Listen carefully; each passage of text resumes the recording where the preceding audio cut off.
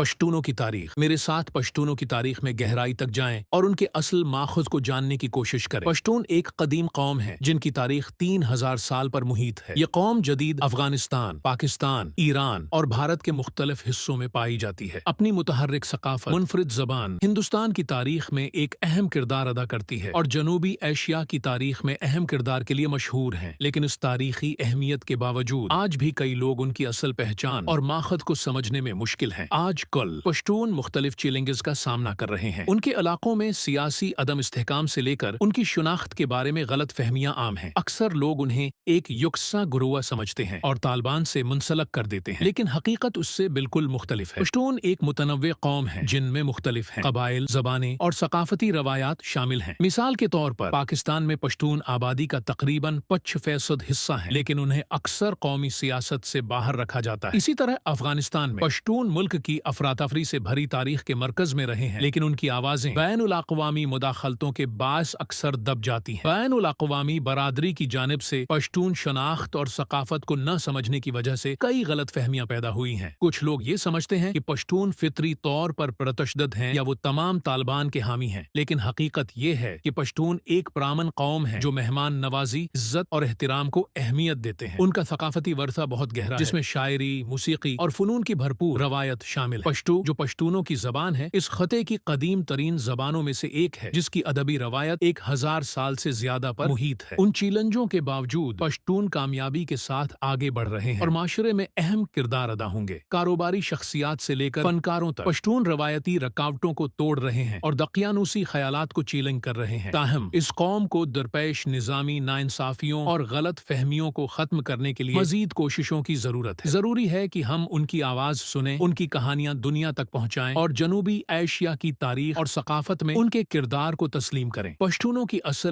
کی اصل کے بارے میں کئی راز ہیں، لیکن مورخین کا ماننا ہے کہ یہ قوم قدیم ہے، گروہوں جیسے سیتھینز اور باختریوں سے تعلق رکھتی ہے۔ وقت کے ساتھ ساتھ انہوں نے ایک منفرد ثقافتی شناخت تشکیل دی جو ان کے اسلامی عقائد، قبائلی ڈھانچے اور جغرافیائی تنہائی سے متاثر ہوئی۔ پشتو زبان ایک انڈو یورپی زبان ہے جو فارسی اور کردش جیسی زبانوں سے قریبی تعلق رکھتی ہے۔ پشتونوں کی ثقافتی روایات میں مہمان نوازی کو مرکزی حیثیت حاصل ہے، جسے ننوتے کہا جاتا ہے۔ اس کا مطلب ہے کہ پشتونوں کو یہ توقع ہوتی ہے کہ وہ مہمانوں کو ان کے پس منظر یا حالات سے قطع نظر پناہ، کھانا اور تحفظ فراہم کرے۔ یہ قدر پشتون ثقافت میں گہرائی سے جڑی ہوئی ہے اور ان کی شاعری، فنون اور موسیقی میں جھلکتی ہے۔ پشتو ادب اپنی شاندار شاعری روایت کے لیے مشہور ہے، جس میں خوشحال خان خٹک اور احمد شاہ ابدالی جیسے مشہور شاعر شامل ہیں۔ تاریخ میں پشتونوں کا کردار پشتونوں نے جنوبی ایشیا کی تاریخ پر گہرا اثر ڈالا ہے، چاہے وہ قدیم سلک روڈ ہو یا جدید دور کی دہشت گردی کے خلاف جنگ۔ پشتون تاریخ کا ایک اہم لمحہ اینگلو افغان جنگیں ہیں جو 19ویں سے 20ویں صدی تک جاری رہیں۔ یہ جنگیں برطانوی سلطنت اور پشتونوں کے درمیان ہوئیں جو افغانستان کو نوآبادی بنانے کی برطانوی کوششوں کے خلاف مزاحمت کر رہے تھے۔ ان جنگوں کے دوران پشتونوں کی بہادری اور استقلال آج بھی منائی جاتی ہے۔ ایک اور اہم لمحہ احمد شاہ ابدالی کی حکومت ہے، جنہوں نے افغانستان کو متحد کیا اور 18ویں صدی میں درانی سلطنت قائم کی۔ احمد شاہ ایک ماہر فوجی رہنما اور فنون کے سرپرست تھے، جنہوں نے پشتو ادب اور شاعری کو فروغ دیا۔ ان کے دور میں افغانستان نے ثقافتی اور معاشی خوشحالی کا ایک سنہری دور دیکھا۔ اختتام، پشتون ایک پیچیدہ اور متنوع قوم ہے جن کی ایک منفرد تاریخ، ثقافت اور جنوبی ایشیا کے معاشرے میں اہم کردار ہے۔ ضروری ہے کہ ہم ان کی شناخت کو تسلیم کریں، غلط فہمیوں کو چیلنج کریں اور ان کی آواز کو بلند کریں۔ اس سے ہم اس شاندار قوم کے بارے میں زیادہ سمجھ، بوجھ، ہمدردی اور احترام پیدا کر سکیں گے۔ آپ کے خیالات کیا ہیں پشتون ثقافت کے بارے میں؟ کمنٹس میں ضرور بتائیں اور میرے دوسرے ویڈیوز بھی دیکھنا نہ بھولیں۔